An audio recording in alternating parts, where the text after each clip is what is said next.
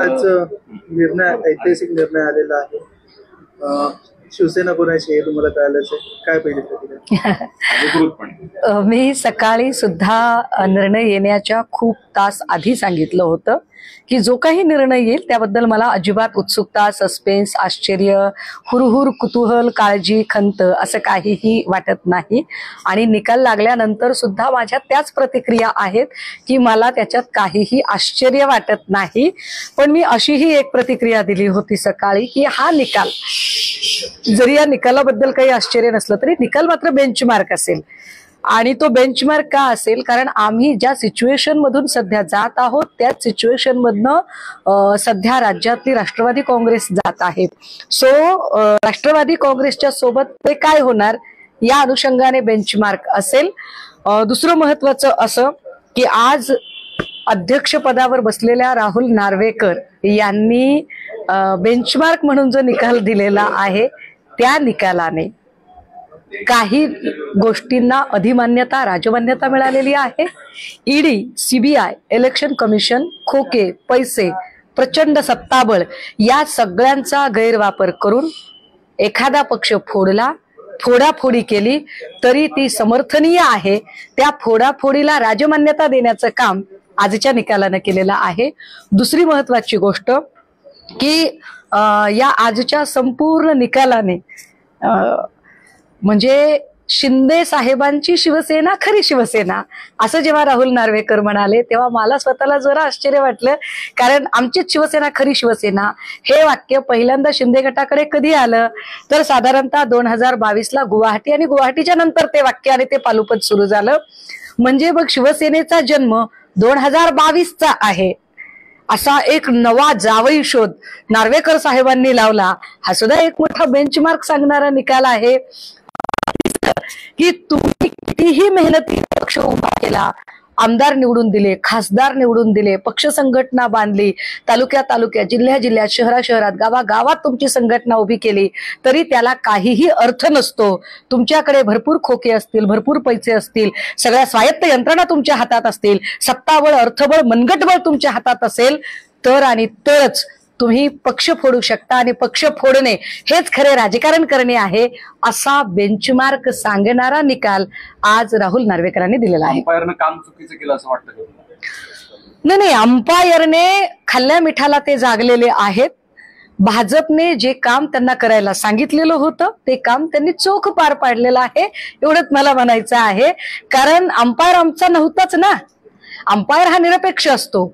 इथे अंपायर माणूस नव्हता. इथे काय परिस्थिती होती? इथे परिस्थिती अशी होती की कानून भी तुम्हारा, अदालत भी तुम्हारी, वकालत भी तुम्हारी, तभी तो गुनहगार खुदा बन रहा है. और गुनहगार को खुदा बनाने की जो होड़ थी उसमें आज नार्वेकर जीत गए है, इतकंच आम्हाला म्हणायचं होतं.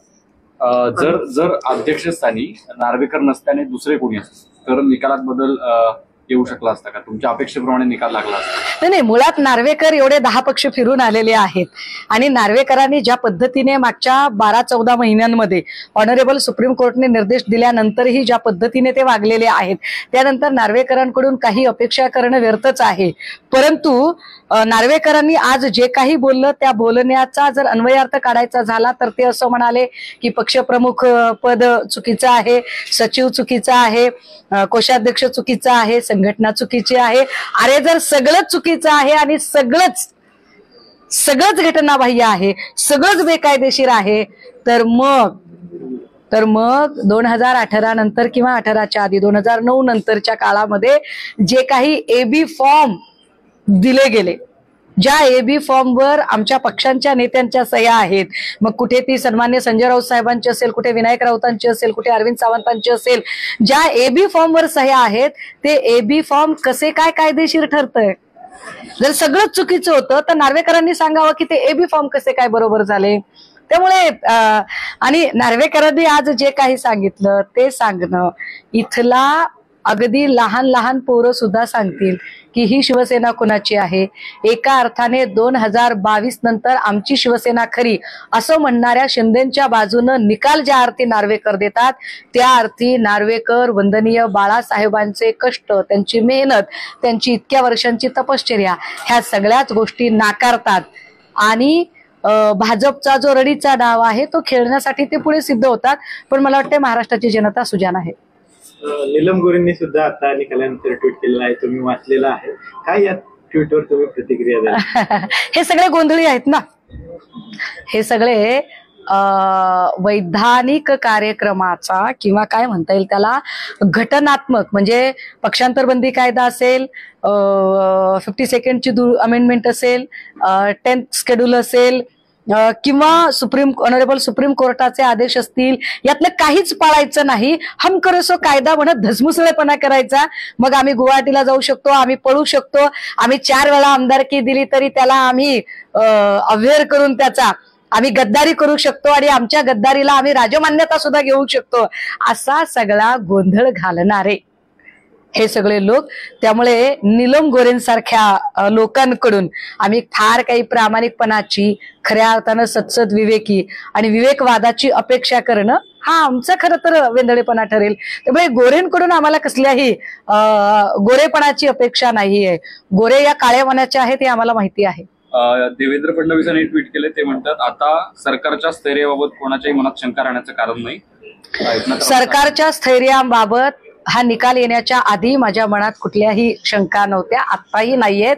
कारण जोपर्यंत भाजपा पाण्यासारखा पैसा प्रवाहित करत आहे, जोपर्यंत भाजपा लोकांना मूर्खात काढण्यामध्ये यशस्वी ठरत आहे, जोपर्यंत भाजपाच्या सोबत ईडी, सीबीआय, इलेक्शन कमिशन आणि गृह खातं या सगळ्यांची मिलीभगत असलेली ताकद उभी आहे, जोपर्यंत भाजपा कपटनीती, कूटनीती, षडयंत्र आणि विश्वासघाताचं राजकारण करण्यामध्ये निपुण आणि पारंगत होत आहे, तोपर्यंत भाजपाला काळजी करण्याचं काहीच कारण नाही. तुम्ही म्हणता पैशांचं, पण ते म्हणतात आम्ही कायदेशीर बाबींचं पालन केलंय म्हणून हा असा निकाल. कुठल्या कायदेशीर बाबींचं पालन केलं बरं? कायदेशीर बाबींचं पालन करायचं असतं तर 10वं शेड्यूल काय सांगतं हे त्यांनी बघितलं असतं. कायदेशीर बाबींचं पालन करायचं असेल तर ऑनरेबल सुप्रीम कोर्टाने 3 वेळा कान पिचक्या देऊनही त्यांनी 14 महिने ती गोष्ट ओढत नेली नसती. कायदेशीर गोष्टींचं पालन करायचं असेल तर ऑनरेबल सुप्रीम कोर्टाने असतो आणि संघटनात्मक पक्षाचा व्हीप म्हणजे सुनील प्रभू साहेबांचा व्हीप मान्य केला होता, तो व्हीप नार्वेकरांनी मान्य केला असता.